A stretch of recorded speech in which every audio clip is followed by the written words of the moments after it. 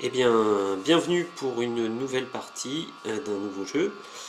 Donc, il s'agit de Fortune and Glory, un jeu de Flying Frog Production, qui peut se jouer en coopératif ou bien en compétitif. Donc moi, je vais le jouer en coopératif.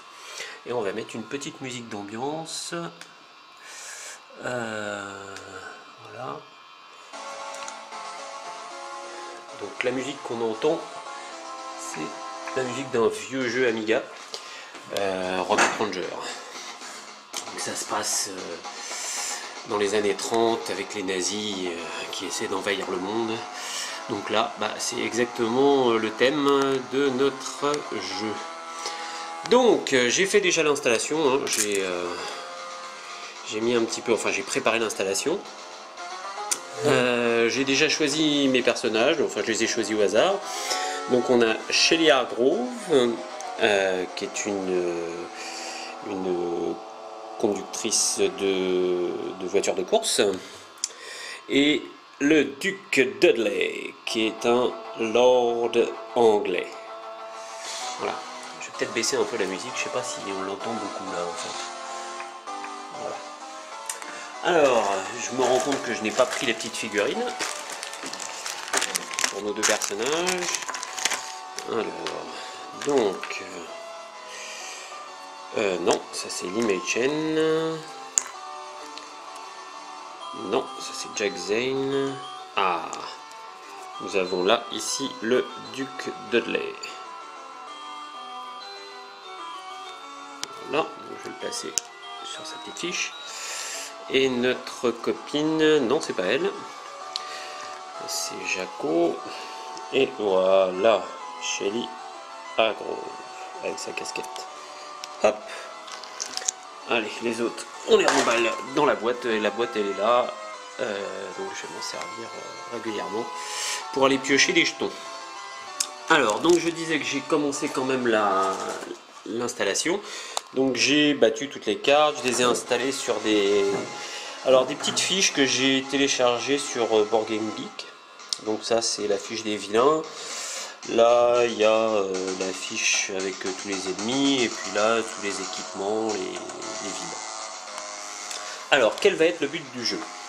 Le but du jeu, ça va être de collecter des artefacts assez fabuleux pour récolter de la fortune en les vendant dans les villes, et réussir à atteindre, puisque je suis à 2 joueurs, réussir à atteindre 20 fortunes avant que nos ennemis, qui sont les nazis pour cette partie, il y a aussi des ennemis de la mafia, mais là je joue contre les nazis, avant que les ennemis n'atteignent 15 ici. Donc il y a différentes choses qui vont faire grimper le curseur au cours de la partie. Donc dès que les Allemands, les nazis, pas les Allemands, les nazis vont atteindre 15, ils auront gagné et nous on aura perdu. Et si nous, n'importe quand, on atteint 20 fortunes, alors les fortunes, les voilà. Ça c'est des fortunes, non pas la bleue. Les or, c'est des fortunes. Dès qu'on atteint 20 fortunes, on a gagné, où qu'on soit. Le jeu s'arrête et on a gagné. Alors, sinon comme petit jeton, il y a de la gloire aussi, qui sert en fait de monnaie dans le jeu, qui sert à acheter des choses. Donc, j'ai tiré aussi les vilains. Donc nous avons Tresa, femme fatale, voilà, et le colonel Stahl. Alors j'expliquerai les règles au cours du jeu, pendant la partie. Donc, alors, ce que je n'ai pas fait dans la mise en place, c'est prendre les artefacts. Alors, pour un artefact, on choisit une carte aventure et une carte artefact. On les met l'une sur l'autre comme ça, et nous avons un premier artefact, l'armure d'Hadès. Voilà, donc je vais la mettre là-haut. Voilà, l'armure d'Hadès. Et ensuite, on va tirer une région au hasard. Donc là on regarde Mexico, et donc on va mettre un petit jeton qui correspond à cet artefact là, et un petit jeton sur Mexico. Voilà, cet artefact, l'armure d'Hadès, peut être trouvée au Mexique. Alors il faut en tirer 4. Donc, deuxième, la mine du temps. Alors là, c'est un peu spécial, c'est un temple. Donc je l'installe là-haut. Là, je mets un petit marqueur, un petit crâne. Et la mine du temps, on peut la trouver dans les Alpes.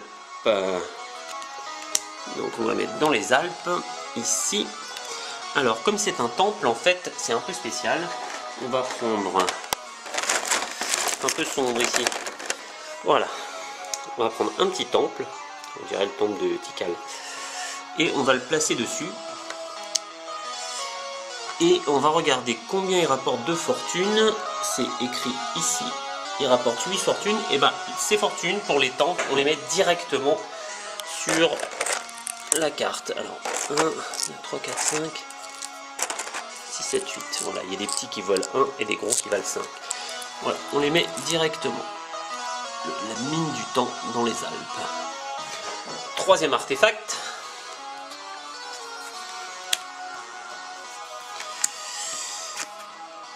La coupe de la lune pâle. Alors, hop, là, la coupe de la lune pâle. On va lui mettre un petit crâne vert. Voilà, vire-toi les lunettes. Hop.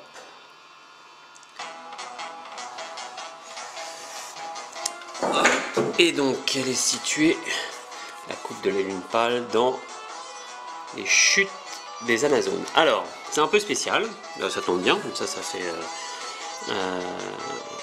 je peux l'expliquer. Donc là, on voit la carte, il y a écrit un +2 ici, parce qu'en fait, c'est une jungle profonde. On le remarque, la jungle profonde, ici, il y a c'est entouré d'un petit cercle rouge. Alors, qu'est-ce qui se passe dans les jungles profondes? Eh bien, c'est simple. Alors, déjà, je vais le mettre dans les jungles profondes, voilà. On rajoute 2 fortunes directement sur la région. Et ça, on les récupère. Quand on récupère l'artefact, et ben on gagne directement 2 fortunes. Par contre, c'est plus dur de trouver l'artefact parce que comme c'est dans une jungle profonde, il faut déjà trouver l'endroit où se situe l'artefact à l'intérieur de la forêt. Donc ça que j'expliquerai si jamais j'y vais. Deuxièmement, donc ça c'est les +2 fortunes. Deuxièmement, il y a un petit symbole ici, ça veut dire qu'on doit remélanger les cartes. Voilà, donc hop, on reprend. Alors mélanger avec une main, c'est pas évident. Donc je vais mélanger et je reprends tout de suite. Voilà, j'ai mélangé. Ensuite, ça fait 1, 2, 3 artefacts, il nous en manque un. Donc, tac et tac. Et c'est encore un temple, le temple des illusions. Enfin, de l'illusion d'ailleurs, il n'y a pas de S.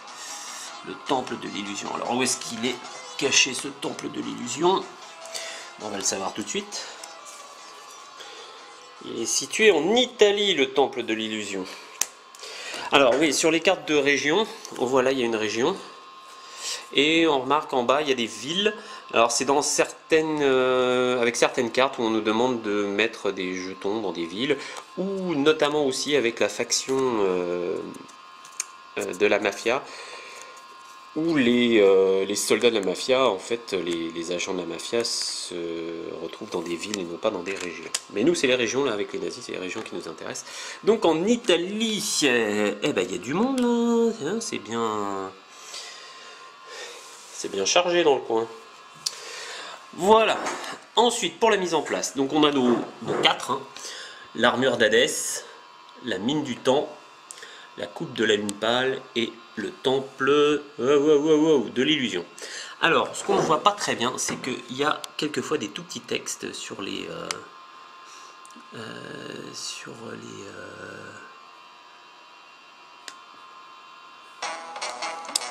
cartes. Voilà, je vais essayer de faire un zoom. Voilà, là il y a écrit, quand vous finissez cette aventure, vous pouvez prendre un allié depuis la pile de Défausse. C'est normal, c'est avec Hadès, c'est le dieu de l'enfer. Donc en fait on réussit à faire ressusciter un allié qui était mort. Sur la mine du temps, tout danger qui n'est pas complété pendant ce round ne compte pas pour retrouver cet artefact. Waouh! Donc il faut tout faire en un coup. Cela dit, on s'en fout, c'est un temple, donc c'est un peu spécial pour récupérer les pièces dans un temple. Donc c'est pas plus mal que ce soit là. Et le temple de l'illusion, après chaque danger, tirez un D6 sur un jet de 1 ou 2, vous déchargez vous défaussez ce danger et toute gloire que vous avez gagnée pendant ce danger, si jamais on en a gagné. Voilà, ah j'ai oublié, au fait c'est un temple ça. Hop, voilà. C'est un temple. Oh, il y a 2 temples en fait. La vache. Et il rapporte 8. Donc c'est pareil. On fait 5, 6. Alors, 7, 8. Hop, je dézoome un peu parce que... Voilà. Ensuite, pour finir la mise en place, eh ben, faut placer nos méchants. Alors, on place le premier méchant, c'est-à-dire Treza. Les vilains allemands, tiens, voilà Treza, hein, je les ai pas peints encore, mais bon, ça viendra peut-être. Il se place en fait sur l'artefact qui vaut le plus de fortune. Et s'il y a égalité, c'est avec celui qui a le moins de danger. Alors là, celui-là il vaut 7, celui-là il vaut 8, celui-là il vaut 4, celui-là il vaut 8. Alors, il y en a 2 qui valent 8, lui c'est avec 3 dangers, et lui c'est avec 3 dangers. Donc quand c'est égalité, bah, c'est simple, on choisit. Alors bon, je pense que je vais choisir... on s'en fout en fait. Bon, je vais choisir dans les Alpes. Donc on place Treza dans les Alpes et les méchants allemands, les vilains allemands, arrivent toujours accompagnés de 2 soldats nazis. Voilà. Il n'y a pas de place là. Voilà. Et le colonel Stahl, lui, qui est le 2e vilain, et ben on le met sur la position ready, prêt. Il est prêt pour partir chercher des artefacts. Ensuite, les nazis. Alors c'est une faction, une des 2 factions du jeu de base. Donc il y a des règles spéciales qui sont sur une petite planche. Voilà, donc ça dit que les vilains arrivent avec 2 soldats nazis. Il y a le zeppelin de guerre. Donc on va placer le zeppelin de guerre, c'est simple. Pour placer le zeppelin de guerre, on prend une carte de région. Bonjour, il est dans la jungle. La jungle du Congo. Alors là, le plus 2, on s'en fout complètement, c'est que pour les artefacts. Par contre, bah oui, il faut mélanger. Donc la jungle du Congo, ça doit être là-dedans. Hein. Oh, bonjour les reflets. Voilà, le zeppelin est là. Hop, donc je vais mélanger. Hop, hop. Bon, je vais essayer de le faire comme ça, parce que sinon, si je coupe tout le temps, c'est pas top. Voilà, voilà, voilà. Hop. Voilà. Ensuite, il débute avec une base secrète. Donc, pareil.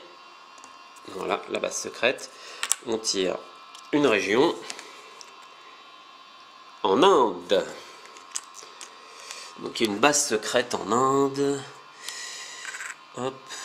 Les Allemands avaient envie de voir des films de Bollywood.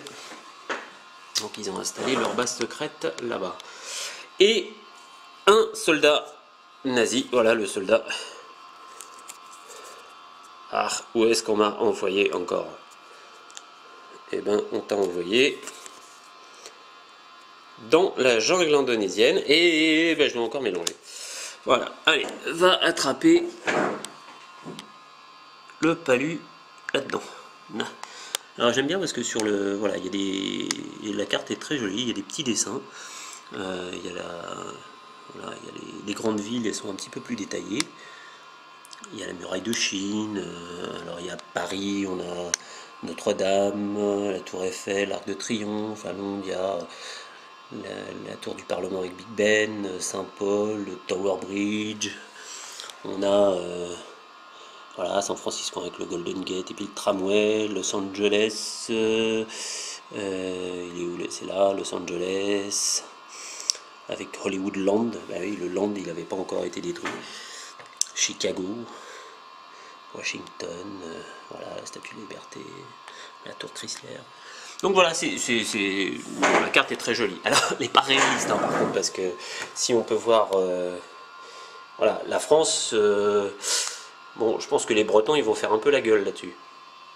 Les Normands aussi, d'ailleurs. Mais bon, c'est pas grave, hein. Voilà, donc j'ai tout installé.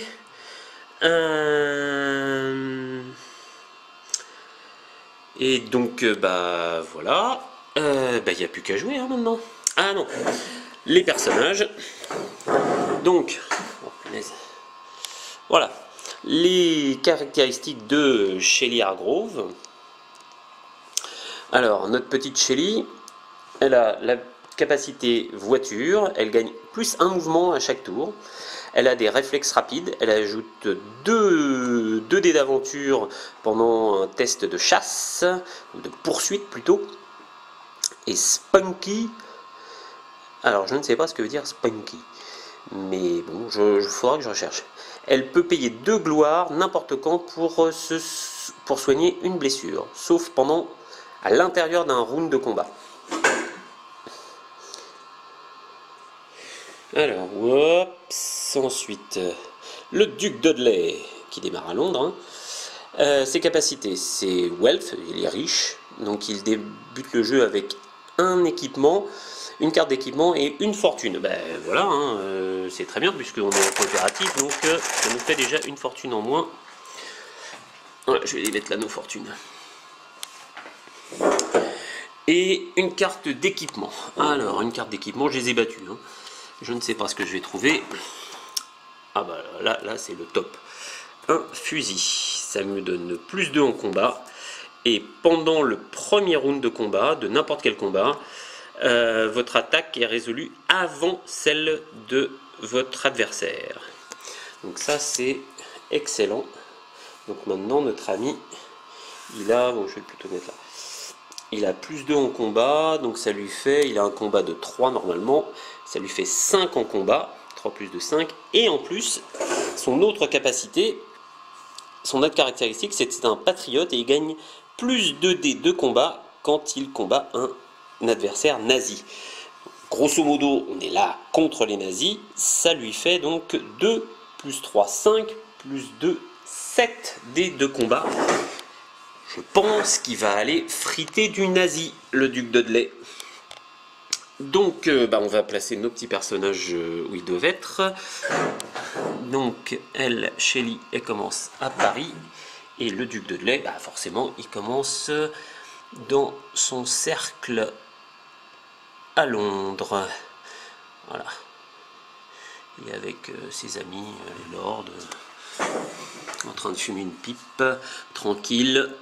Assis dans son fauteuil près du feu en lisant le Times quand l'aventure commence. Shelly elle revient des 24 heures du Mans et elle se dit tiens, et si j'allais chercher un petit peu fortune et gloire dans le monde. Voilà, la musique est repartie. Donc comment se passe un tour? Alors voilà, on a des petites cartes hein, qui sont faites soit pour le jeu en compétition, soit pour le jeu coopératif. Donc nous, c'est ce qui nous intéresse. Alors la première phase, c'est la phase d'initiative. Tous les joueurs lancent un dé.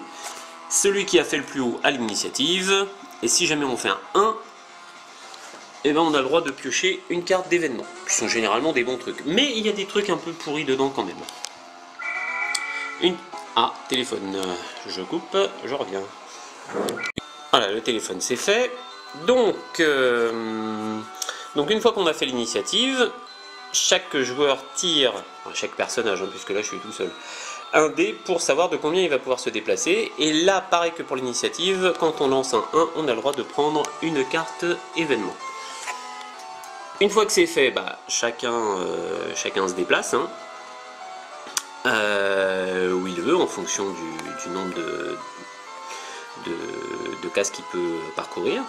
On n'est pas obligé de faire, mettons, je sais pas, moi je tire un 6 en mouvement, je peux très bien faire 1, 0 même, je peux très bien ne pas bouger. C'est moi qui décide. Ensuite, je montrerai un peu sur la carte comment on se déplace, c'est assez simple, je vais le faire tout de suite. Voilà, un déplacement entre deux zones contiguës et avec un trait noir, c'est un déplacement. Par contre, dès qu'on passe dans la mer, bah, chaque mer a un coup de déplacement qui est particulier. Là, pour passer l'Atlantique Sud, mettons je suis dans la jungle amazonienne et je veux aller chez mon copain Zeppelin, je dois faire 1, 2 et ensuite 1 encore pour passer là-dedans. Là, de passer d'une côte à une case, c'est 1. Voilà, donc ça ferait 3 de mouvement. Alors on peut pareil, hein, là voilà, on voit une ville, c'est Rio de Janeiro. Si on est dessus, elle est contiguë, c'est un port, elle est contiguë à la mer, donc on peut très bien faire 1, 2 et 3. Voilà, ou pour repartir à l'intérieur pour 1. Donc, une fois qu'on a fait ces mouvements, on arrive dans la phase d'aventure. Alors ça dépend où on est sur la carte. Si on est sur une case où il n'y a rien de particulier, mettons on est dans la mer, ou bien on est sur une terre mais il n'y a rien de particulier sur la case, et ben on jette un dé, sur 4, 5, 6, on tire, devinez quoi, une carte événement. 1, 2, 3, il ne se passe strictement rien. Quand on est sur une zone de ville, que ce soit une ville mineure, qui se ressemble toutes, hein, ou une ville majeure où il y a des petits dessins, et ben là on tire une carte cité, c'est-à-dire une carte ville, et on applique ce qui se passe. Si on est au cours de son déplacement, si on rencontre un soldat allemand, il était où lui? Il était là. On arrive en se déplaçant, ping, pof, on arrive sur le soldat allemand, on doit le combattre immédiatement et on arrête le déplacement. Voilà. Ensuite, par contre, les deux gardes là et le vilain ne nous arrêtent pas dans des déplacements. On peut très bien se passer. En fait, on arrive à glisser sans se faire voir.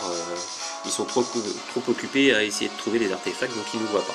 Eux, c'est des gardes, ils sont là pour surveiller l'endroit. Si on arrive sur une zone,